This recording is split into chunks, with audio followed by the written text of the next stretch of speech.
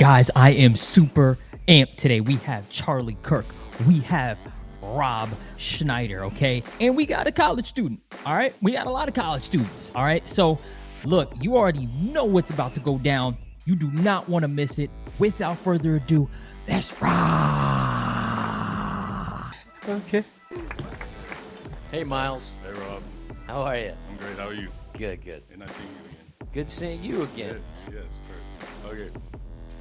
I don't know. But my question is, when you go to these like events, like major Republican, conservative, is it like now?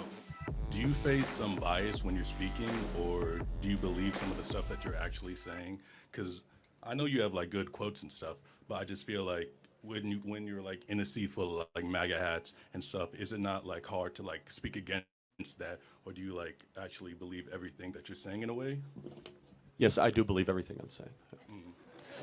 Yeah, I think that's a bad faith question.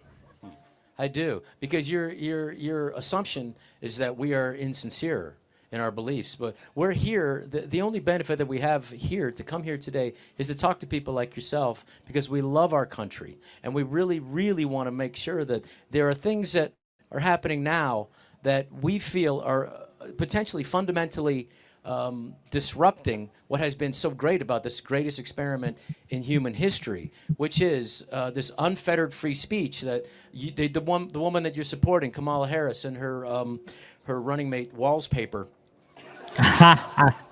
They said that the free speech, they describe it as a privilege. Now, this is either they're constitutionally ignorant or they're knowingly false, because it is a guaranteed First Amendment right for all Americans. It is not a privilege like a driver's license. When you are born in America, you have the right to speak your mind, and it isn't the nice stuff that needs protecting. It's the stuff that everybody disagrees with. It's the stuff that maybe is not nice, but that needs to be protecting too, because if someone's going to decide what free speech that you say and what I say, if it's going to be the government, they're always going to do what's best for the government. So we need to protect all speech, and I'm going to protect your right to free speech. I'm going to protect your right to vote any way that you want from the highest mountain. Always, I will do that. So in the spirit of hearing ideas that we might always hear, tell us why you're supporting Kamala Harris. I just like her character more than I like Trump. I don't like his. No. Guys, give Miles an opportunity to uninterrupted to tell me, because it's fascinating. I didn't know. I like that she's trying to. Hey, look. I mean, I didn't either. To be honest with you, character. That's an interesting one he chose. But anyway, back to the video. Like work for the middle class. That's what I see a lot, and I think that's what she is. So yeah, Miles. So I have a question. What has she or Joe Biden done for the middle class in the last 4 years? No, not too sure about that. That's okay. So, but I'm like slowly getting there. No, that's like okay. Election day, I feel like that's okay. We can like work our way up. For sure, no, and it takes a lot of courage to come up to an event like this. So let me tell you where we're coming from, and then maybe I can convince you to trade out that hat for a MAGA hat. Just maybe, okay? That's a long shot. We'll see. So Kamala Harris is part of a tradition of career politicians that run very persuasive, sexy political advertisements that are nowhere in alignment with what they've actually done. So let's look at the issues we care about most. I imagine, Miles, you want to be able to own a home. Yeah, at some time. That's like my main goal. I want to like own awesome a home. And good. Honestly, Miles, everybody in this audience should be able to own a home as easily as your parents were. But right now, especially here in Phoenix, it's so out of grasp. When Trump was president, the average mortgage rate in Phoenix, Arizona, mortgage payment was $700 a month. Now it's $2,000 a month here in the city of Phoenix. Said differently, it required $75,000 a year to buy a home in Phoenix when Trump was president. Now it's $135,000 a year to buy a home. You might say, well, Charlie, how is that Biden and Kamala Harris's fault? They decided to spend $6 to $7 trillion of unnecessary government spending right out of the gate that increased asset prices. Additionally, they allowed 10 million people into the country that we didn't account for. That also increases the demand for housing, especially here in this state. So we really care about the ability for you to be able to own the home. And if Kamala Harris is going to do it, she would have done it these last 4 years. Secondly, we care about ending the wars. I bet you're pretty interested in that. War is not, no, maybe? No, yeah. Okay, cool. Let's end the wars. Yeah, so... I just want to address that one point that he made, which is so true. And, so I was on social media, and I saw a lot of people saying, oh, no, this is Trump's economy. That is so false. This is not, first of all, the Democrats Trump was only in office for those 4 years.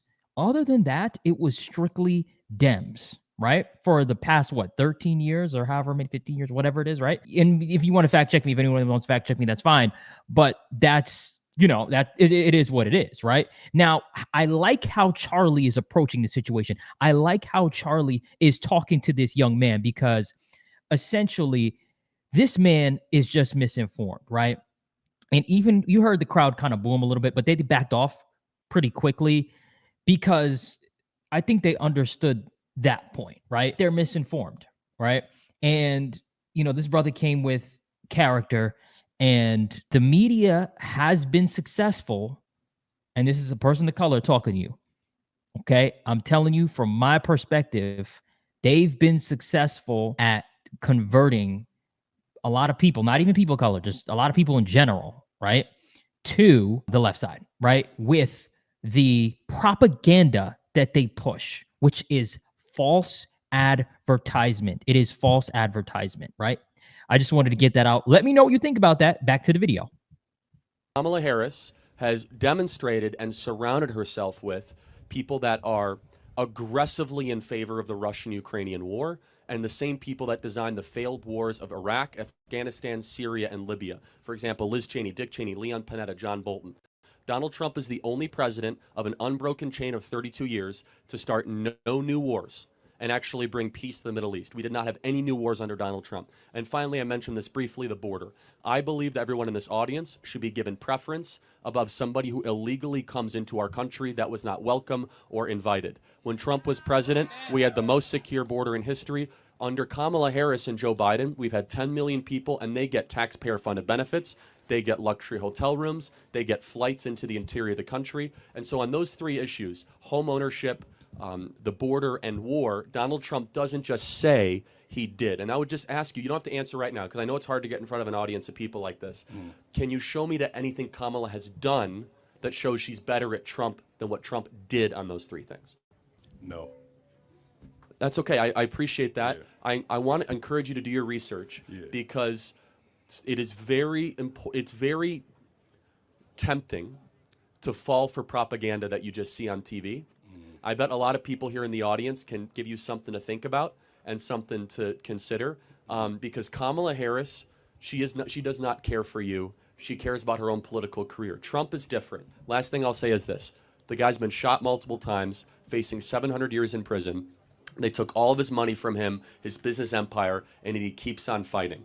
There's something about him where he cares deeply about the well-being of your life and your livelihood to put our country first. So, Rob, do you want to add something to that? I just want to say something that's really important. What's happened under this administration, the Biden-Harris administration, and this affects all of you. They've secretly, not so secretly, put in the selective service back in, and I do not want any of you fighting on foreign soil, any of you fighting on any wars.